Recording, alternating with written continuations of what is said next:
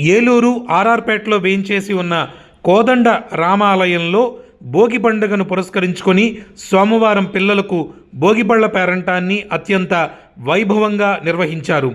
వచ్చిన పెద్దలు భోగిపళ్ల సాంప్రదాయం గురించి వివరించారు. మానవతా సంస్థ అధ్యక్షురాలు కోడూరి కనకదుర్గ, రామాలయం కమిటీ సభ్యులు కార్యక్రమాన్ని పర్యవేక్షించారు. ఆలయ అర్చకులు భక్తులను ఆశీర్వదించి తీర్థ ప్రసాదాలను అందజేశారు.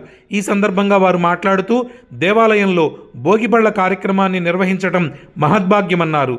ఈ చిన్నారులు భవిష్యత్తులో ఎంతో అభివృద్ధి చెంది అనేక మందికి ఆదర్శం అవుతారని, సీతారామచంద్ర అనుగ్రహంతో ఈ భోగిపళ్ళు పోసుకోవడం అదృష్టమని కొనియాడారు.